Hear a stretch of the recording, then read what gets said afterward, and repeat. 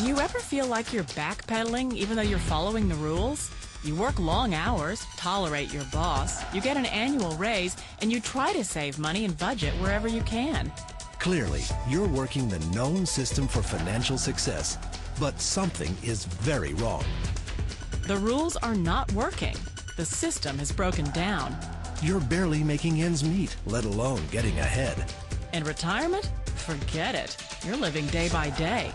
You want to build financial security and wealth, but it's just not happening. So where exactly has playing by the rules gotten you? If you can change your outlook, change some of your values, and change your rules, you'll find there's a whole other set of rules out there that are more conducive for people who want to be rich. Financial expert, educator, successful investor, and best-selling author Robert Kiyosaki is about to give you the information you need to implement a realistic, achievable plan of building and growing wealth.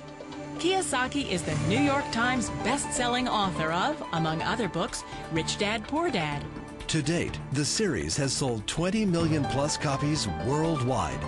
Today, Kiyosaki shares his revolutionary wisdom with you, just as his rich dad shared it with him. It's information that can take you from working for money to your money working for you. Information that can set you free. The story of Rich Dad, Poor Dad is really a story of two different fathers with two different sets of values and completely different sets of advice. So I don't mean to insult anybody or, to damage your values, but really that was the difference. For example, my poor dad always said, go to school, get good grades, get a high-paying job, work hard, live below your means, save money, get out of debt, have a good retirement plan. And that was my poor dad's values. My rich dad said, you probably won't get rich doing that way because very few people get rich following that plan. But you thought saving money made you money. If you take a look at this 40-year run on the dollar is designed economically to lose money every single year. So why would you save something that loses money every year? And what this means for somebody on retirement plans is that after you retire, the value of your dollar goes down and your cost of living keeps going up.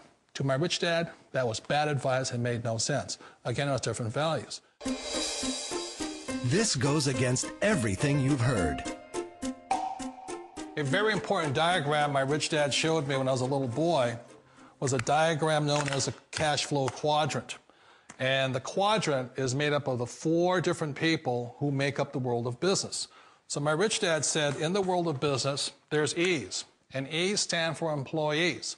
An employee, he says, you can always tell who they are by their core values. And what the employee, whether the president or the janitor of the company, will always say the same words. The words are, I'm looking for a safe, secure job with benefits. That's what makes them an employee, because their core values are security.